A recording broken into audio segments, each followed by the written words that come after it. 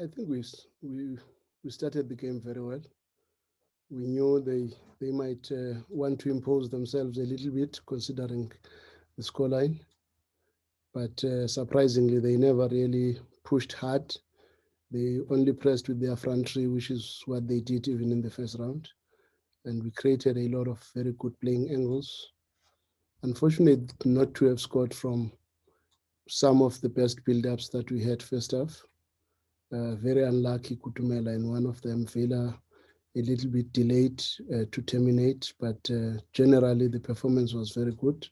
Second half, they introduced number 28 to play with two strikers up top, and they wanted to pump balls into the box a lot, but we managed to deal with them up until just one spell maybe of 5-10 minutes where we lost control of the game and we started playing too many one touches and too many long balls, and they started to gain momentum.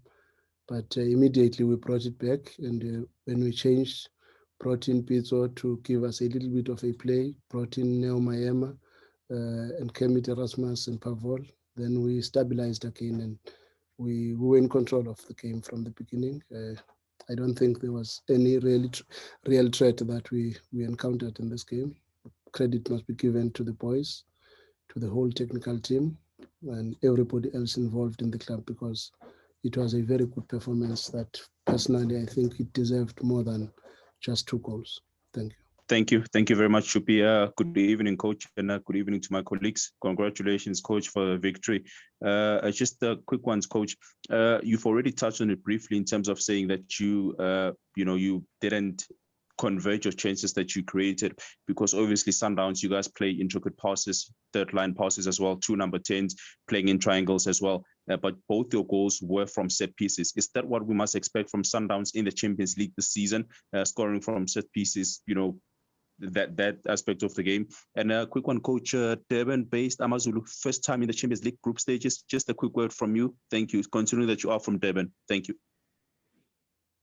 Yeah, no, it's a little bit disappointing to only score goals from set pieces from such a very good performance, because in terms of the play, I think we dominated the game. We dominated accuracy in our passing game, precision, triangles, very good build-up moments, very good build-up schemes by the boys. But unfortunately, they never yielded. There was one of them that I think if Kutumela scored that one, it could have been a very nice case study of our build-up play. But we must also give credit to the boys. To score goals on set pieces, it's one area of the game that is also very important for a big team like Sundowns, considering that most teams park the pass. So we will always unlock a game by scoring from a set piece. Then the game becomes open. One is excited that we scored from set pieces, but a little bit disappointed that from such a dominant performance, we could not score a goal from a build-up when we had so many very good build-ups, so many very good counter presses and high presses that should have really yielded something for us. But credit must also be given to them. Maybe they were fortunate, or they did well to defend some of the moments that could have really led into some very brilliant goals on the day. And going to Amazulu and their qualification for the group stages, to be honest, I've never doubted that they'll do that. I've always said if they can just play with their character in Lubumbashi, they stand a chance. And I believe they really did exceptionally well. I was watching the match, very exciting moments. Though Mazembe missed a lot of very good opportunities, but Feli Mota also was outstanding. And we are happy as South Africans to have almost everyone qualifying for the group stages or for the next stage of the Confederations Cup. So really, really, that is exciting for the country, because it says the PSL is improving in leaps and bounds, and that is very exciting. Thanks, Shupi. Congrats, Coach. Coach, it will be quite some time before the group stages. I think also because of the AFCON. I suspect there are some advantages and some disadvantages to wait so long to go into the next phase of this competition.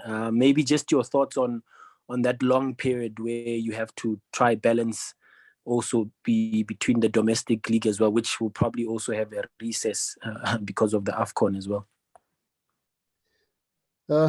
You are right. It's always nice that when you qualify for the group stages, you expect to go and play in the groups immediately. But the flip side of this coin is that at least this year we will have an opportunity to play plus minus 20 games prior to the Christmas break, which will only mean we are only left with 10 games after the AFCON, which would not be as difficult as when you had 15 games after December that we have to deal with. So maybe it gives us a fair chance to focus all our attention on the championship and see how far we can push, so that by the time Christmas comes, with those last 10 games, we are already starting to count matches and saying, if we can maybe win so many matches, whatever that we might have targeted is closer to be achieved.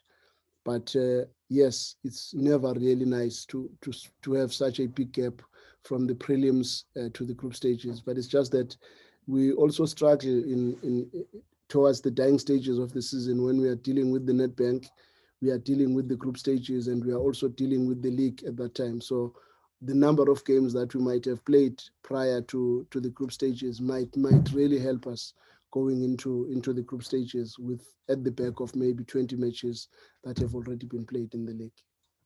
Thank you, Shupi. Evening, everyone. Evening, coach, and congratulations on making it to the group stages. Do you believe you've assembled the perfect squad this season to improve from last season where you were knocked out? Thank you. Yeah, we are of the view that we've got a better team than the team we had last year. Even though last year we believed we had a very, very good team. And if you still remember what transpired, we performed very well. We were unfortunate to score a goal against Ali by Peter Shaluli, which was adjudged offside, because if that goal was allowed, it could have turned into a different space as well. But the group that we have this year has been reinforced a little bit from what we had last year, and we are very hopeful that they've got the capacity to win the Champions League. But we have to take each step, each game as it comes, and see what we can get out of it. But we are very confident that the group we have has got the capacity to lift any trophy that is on offer. But we have to take each and every game and give it the seriousness and the attention that it deserves. And each and every opponent becomes very critical in us achieving those targets. So we have to make sure that there are no games that we take for granted and games that we pull our A game. So if we can try and have the performance that is as consistent, we've got the capacity to win, and the same capacity that I think we also had even last year. Unfortunately, to make some two silly mistakes away from home, which ended up creating problems for us. But we have learned from that. Thanks, Shupi. Coach, congratulations. Coach, just about the coaches in the next stages of the CAF Champions League. We've also had Coach Ramarobodi qualifying with Running Galaxy. So we're actually going to have 4 teams coached by South Africans in the group stages. Does this tell you a lot about the advancement of coaching in the country? It's exciting first to have so many teams competing in these intercontinental competitions, and most of them being coached by South Africans. That on its own is encouraging, and to have the Botswana Jwaneng Galaxy also being coached by one of our own and managing to pull it through in Tanzania against Simba, for me that was a big one, and we need to really congratulate our coaches when they are doing well. So I think there is a significant improvement in the game from our South African coaches, and it's just maybe a wish that one would have that most of our club bosses can start looking around before they go out and look for imports, because I believe we've got so many other coaches that at the moment are currently jobless. Others are working in smaller teams, but they need an opportunity at the highest level. Still working. Because even in the league, it shows how many South African coaches are doing well in that space as we speak. Thank you, Shupi. Coach, Is Lyle Lakay one of the best free kick takers you've ever witnessed? Because he's just unstoppable right now. Thank you.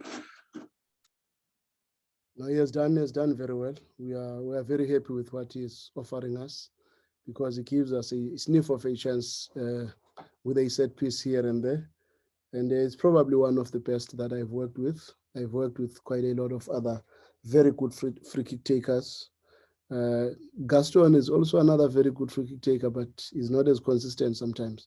But Lyle Lakay has really proven to be somebody you cannot look away from. So we are very happy to have a boy like Lyle, and a good professional like Lyle Lakay, because he's one boy that is very committed to his work, a very good boy to have around in the group, and a very good team player. Even when he's not playing, you can see the support that he gives to his teammates. And we are blessed to have so many such good boys that are really looking forward to seeing the team winning, even if they are not the ones playing. And Lyle is one of those, and we are very happy to have a boy like him.